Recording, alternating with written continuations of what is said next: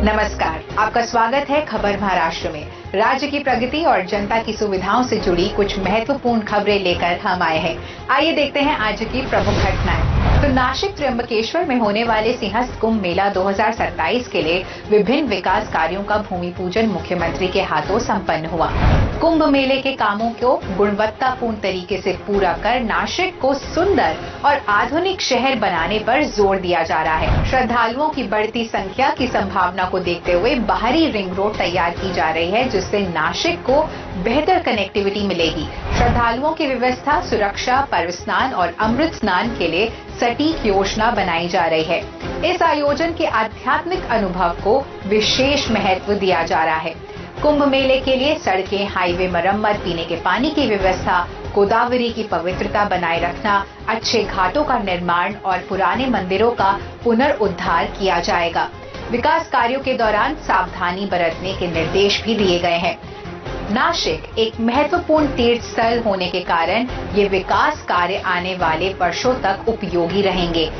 नासिक को पर्यटन केंद्र के रूप में विकसित करने का प्रयास भी किया जा रहा है, जिससे बड़े पैमाने पर बुनियादी सुविधाएं खड़ी होंगी और शहर का सर्वांगीण विकास होगा। कुंभ मेले को सफल बनाने के लिए शासन और प्रशासन ने आवश्यक तैयारी शुरू कर दी है।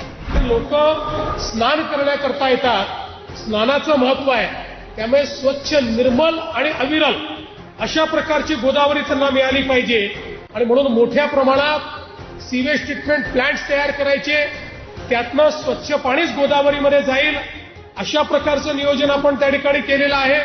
चांगले घाट आपण तयार करतो।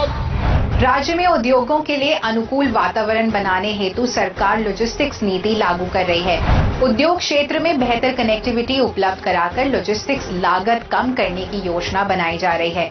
नागपुर में मुख्यमंत्री के हाथों XSIO इंडस्ट्रियल और लॉजिस्टिक्स पार्क्स के पार्क 1 नॉर्थ का भूमि पूजन संपन्न हुआ। इस मौके पर सरकार और horizon industrial parks private limited के बीच MOU हुआ। इस करार के तहत राज्य में विभिन्न स्थानों पर इंडस्ट्रियल और लॉजिस्टिक्स पार्क स्थापित किए जाएंगे, जिससे हजारों रोजगार अवसर पैदा होंगे।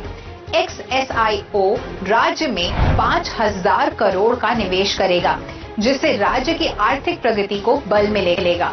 समृद्धि महामार्ग में उद्योग क्षेत्र की कनेक्टिविटी को बढ़ावा दिया है।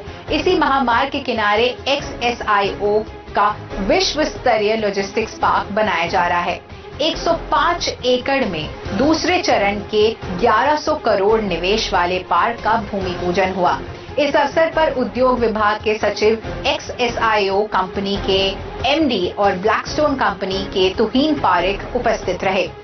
दोनों चरणों से करीब 10,000 रोजगार सृजित होंगे। राज्य सरकार उद्योग क्षेत्र की वस्तुओं को घरेलू और वैश्विक स्तर पर पहुंचाने के लिए सुविधाएं उपलब्ध कराने के प्रयास कर रही है।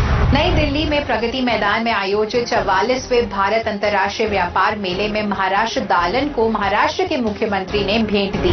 भारत व्यापार संवर्धन संगठन द्वारा आयोजित इस मेले में महाराष्ट्र लघु उद्योग विकास महामंडल ने एक भारत श्रेष्ठ भारत की अवधारणा पर आधारित महाराष्ट्र दालन तैयार किया गया है।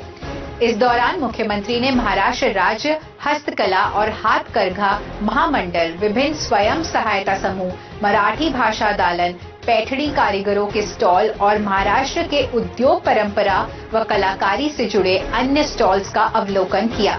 इस मेले में उद्यमशीलता और दर्शाने वाले विभिन्न प्रदर्शन विभाग, स्टार्टअप्स और उत्पाद भी शामिल हैं। वरिष्ठ शिल्पकार श्री राम सुतार के शिल्प कला में अद्वितीय योगदान का सम्मान किया गया है।